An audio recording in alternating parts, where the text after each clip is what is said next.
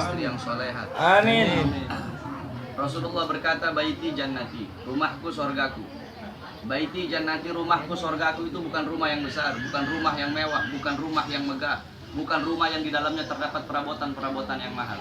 Baiti jannati, kata Rasul, rumahku sorgaku adalah suami yang taat kepada Allah, istri yang taat kepada Allah, suami yang soleh, istri yang soleha, istri yang ikhlas, yang sabar, yang warok, yang zuhud, yang qanaah. Rumah yang dihidupkan dengan Al-Quran, rumah tangga yang mengikuti aturan, ajaran Allah dan ajaran Nabi Muhammad, ini adalah baiti jannati. Walaupun rumahnya dari kardus, walaupun rumahnya dari kayu, tetapi kalau rumah itu dihidupkan dengan Al-Quran, rumah tangganya, suaminya, istrinya, anak-anaknya soleh dan taat kepada Allah Subhanahu Wa Taala, maka rumah tangga itu menjadi baiti jannati.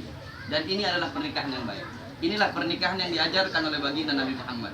Sebab banyak di zaman sekarang, bukan hanya di kota-kota, bahkan di kampung-kampung, sesuatu yang baik tetapi dicampur adukkan dengan hal-hal yang buruk. Nikah pakai dangdut, pakai orkes.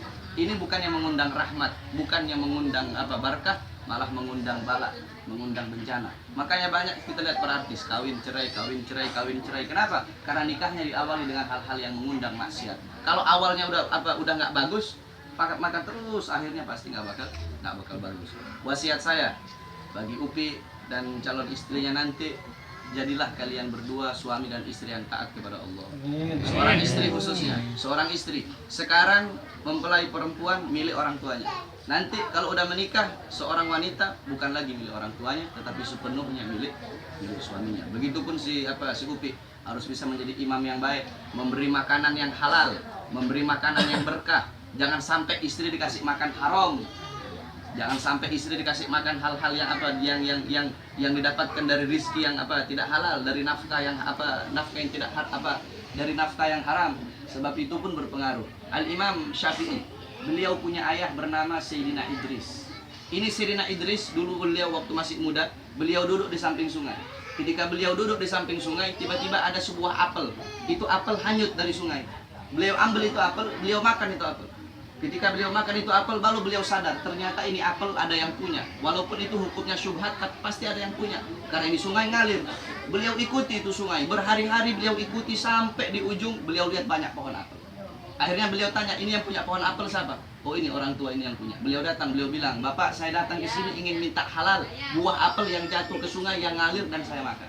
Saya pengen minta halalnya, pengen minta ridhonya. Karena saya tidak mau barang yang subhat masuk, apalagi barang yang haram.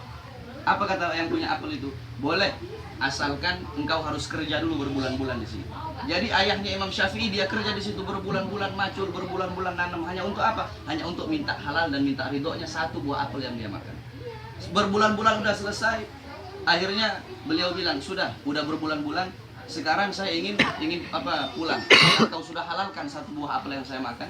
Apa kata bapak tersebut yang punya pohon apel? Belum. Saya halalkan dengan satu syarat. Kamu harus nikah dengan saya punya anak. Tetapi saya punya anak perempuan ini nggak punya mata. Nggak punya mata, dia nggak punya mulut, dia nggak punya telinga, dia nggak punya tangan dan nggak punya kaki. Akhirnya apa kata Sayyidina Idris? Walaupun dia nggak punya apa-apa, saya mau nikah. Yang penting kamu halalkan itu buah apel yang saya makan.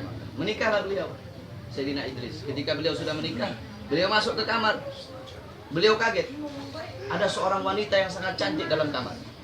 Akhirnya beliau keluar. Beliau bilang, apa ayah? Mungkin ini saya salah masuk kamar. Sebab di dalam ada wanita yang sangat cantik. Apa kata ayah mertuanya Imam Syafi'i? Sayyidina Idris? Itu adalah istri. Loh, katanya ayah dia nggak punya mata. Maksudnya dia nggak punya mata, dia tidak pernah memandang hal-hal yang haram. Dia nggak punya telinga, dia tidak pernah mendengar hal-hal yang haram. Dia tidak punya mulut, dia tidak pernah berkata hal-hal yang haram. Dia nggak punya tangan, dia tidak pernah mengambil haknya orang, mencuri. Dia nggak punya kaki, dia tidak pernah melangkahkan kakinya ke tempat-tempat yang haram. Dari pernikahan Sayyidina Idris dengan wanita yang soleha, wanita yang menjaga dirinya, anggota tubuh zahir dan batinnya dari hal-hal yang haram, dengan Sayyidina Idris yang menjaga perutnya, dirinya, hal-hal anggota tubuhnya dari hal-hal yang haram, dari makanan yang haram. Dari pernikahan ini lahir seorang anak yang bernama Imam Syafi'i, yang menjadi ulama terbesar, yang menjadi ulama yang mazhabnya mayoritas dipakai di seluruh dunia. Makanya Upi nanti kasih makan istrinya dari hal-hal yang haram. Jangan kasih makan dari hal judi, dari hal nipu, dari hal mencuri.